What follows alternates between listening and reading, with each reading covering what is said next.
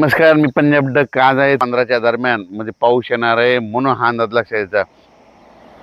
ज्यांची हळद असेल तर तुम्ही काय करा की तुमची हळद ह्या 3 दिवसामध्ये झाकून ठेवा. कारण की राज्यामध्ये सांगायचं झालं तर आता आज देखील पाहू शकता. मी पैठणला जाताना या ठिकाणी पाऊस पडलेला आहे.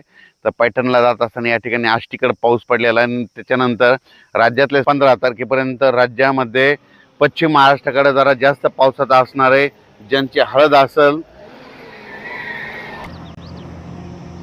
ज्यांची हळद असेल, कांदा असेल तर तुम्ही काय करा, आज दुपारपर्यंत झाकून घ्या. दुपारनंतर राज्यामध्ये म्हणजे बऱ्याच ठिकाणी पश्चिम महाराष्ट्राकडे पावसाला सुरुवात होणार आहे म्हणून हा अंदाज लक्षात घ्यायचा.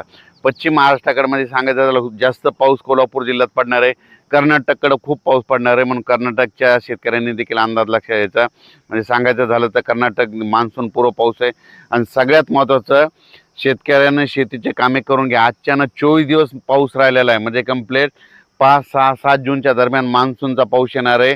म्हणजे मान्सून जवळ फक्त मान्सूनचा पाऊस यायला 24 दिवस राहिलेत म्हणून शेतकऱ्यांनी शेतीचे कामे करून घ्यावी म्हणून हे देखील लक्षात द्यायचं. ज्यांच्या हळदी असेल, समजा पश्चिम महाराष्ट्रातल्या देखील, समजा सांगली जिल्हा, सोलापूर जिल्हा, कोल्हापूर जिल्हा, अहिल्यानगर, जुन्नर, सिन्नर, नाशिक, त्याच्यानंतर संभाजीनगर, जालना जिल्हा, परभणी जिल्हा, लातूर जिल्हा, धाराशिव जिल्हा, बीड जिल्हा, ज्यांच्या हळदी काय असेल तर तुम्ही आज काय करा, दुपारनंतर झाकण्याची तयारी ठेवा. कारण की दुपारनंतर राज्यामध्ये बऱ्याच ठिकाणी पाऊस येणार आहे. सर्वदूर नाही पडणार, फक्त विखुरलेल्या स्वरूपाचा हे अवकाळी पाऊस असतो. आणि सगळ्यात महत्त्वाचं, 15 मे ते 30 मेच्या दरम्यान ज्या भागात जास्त पाऊस पडला पावसाळ्यात त्या भागात मात्र जास्त पाऊस पडतो. एक सगळ्यात उदाहरण सांगतो. 15 मे ते 30 मे दरम्यान आता ही आष्टी भाग आहे, ह्या आष्टीला पाऊस पडला बघा, इथं हे पाहू शकता. तर येणाऱ्या पावसाळ्यात इथं दररोज पाऊस येणार. आणि जर एखाद्या दिवशी इथं बाजूला एखाद्या गावाला नाही पडला तर येणाऱ्या पावसाळ्यात त्या गावाला सोडून देणार म्हणून हे लक्षात घ्यायचं. 15 मे ते 30 मे दरम्यान पडलेला पाऊस निर्णायक असतो म्हणून हे देखील लक्षात घ्यायचं.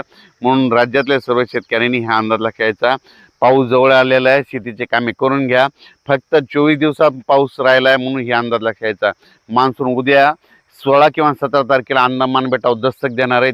14 मे ते मात्र 30 मेच्या दरम्यान म्हणजे राज्यामध्ये दररोज पूर्व मोसमी पाऊस गेल्या वर्षी जसा पडला तसाच पडणार आहे.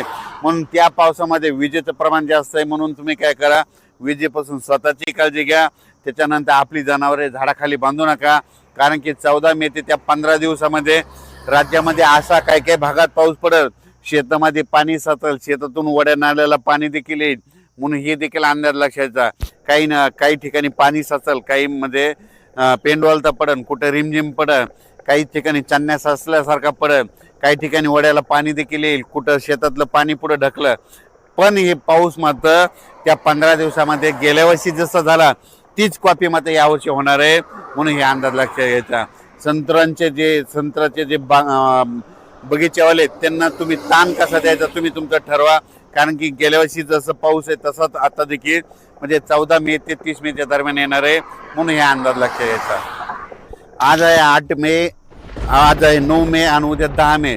आज देखील विदर्भामध्ये वर्धा, नागपूर, भंडारा, गोंदिया, चंद्रपूर, यवतमाळ, वाशिम, हिंगोली, बुलढाणा, अकोला, अमरावती, नांदेड, परभणी, जालना, बीड, धाराशिव, लातूर, सोलापूर, सातारा, सांगली ह्या पट्ट्यामध्ये आज देखील रात्रीच्याला विजेच्या कडकडासह म्हणजे बऱ्याच ठिकाणी जिल्ह्याच्या ठिकाणी बऱ्याच 10-20 गावामध्ये अवकाळी पावसाची हजेरी लागलेली दिसत म्हणून हे लक्षात घ्यायचं.